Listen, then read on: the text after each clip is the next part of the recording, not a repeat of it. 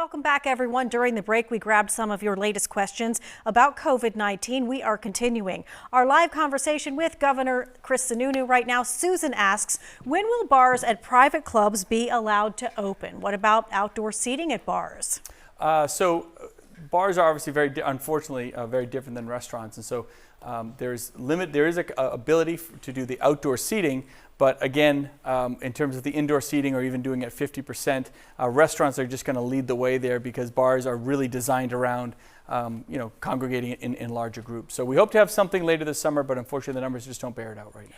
Amanda asks, what about opening churches? How can you justify opening tattoo parlors and other businesses and keep churches closed or at an under 10 policy? Yeah, so churches are very different. Obviously, if you've heard, there was an announcement made out of Washington today that there should be some CDC guidance coming out, and that's kind of what we've been waiting for, to see what the CDC says. And the president indicated that those guidance documents could be coming out. So we'll take a look at those and see if we can get there with something that makes sense. What we're trying to avoid is what we call those super cluster events, where you have a couple hundred people together for an extended period of time, an hour or so. We've seen other instances around the country where 1 hour can lead to a couple hundred people getting infected and with very, very negative results. That's obviously very different than a tattoo parlor where somebody's one-on-one, everyone's wearing masks and PPE, and it's just a very different situation. But we are kind of awaiting that CDC guidance to put a plan together and try to get something moving forward.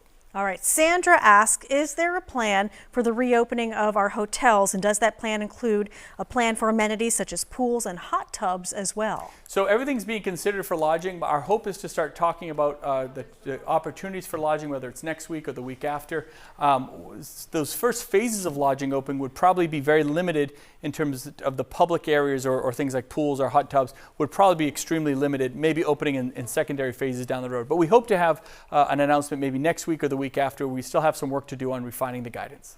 Donna has a good question here asking, we own a small motel with cottages. What's the difference between opening campgrounds and opening our cottages? They're both self-contained and have no shared spaces with other guests. So we're keeping the cottages, Airbnb, hotels, motels, long-term and short-term rentals. Those are kind of all being lumped into one category.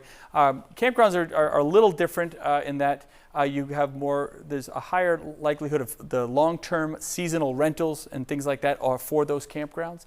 They can be a little more transient, if you will, than the cottages running as a simple motel hotel. So obviously there's a lot of similarities, don't get me wrong, but at some point you kind of have to draw the line and lump one into one group, one into another group. And again, we hope to have something on the hotels maybe next week, maybe the week after. All right, we'll be looking for that. Lori wants to know, when will the ban on reusable grocery bags be lifted? When can we start recycling again?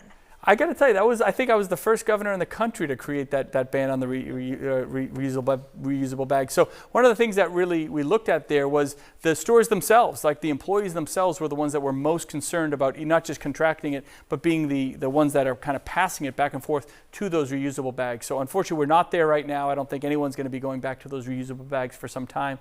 But I mean, we'll kind of keep looking at it and watching the numbers. Everything we do is we try to make decisions based on the data. All right, a lot of great questions today. Thank you so much for your time, Governor. Anytime. Happy Memorial Day weekend to you as well. We want everyone to be safe.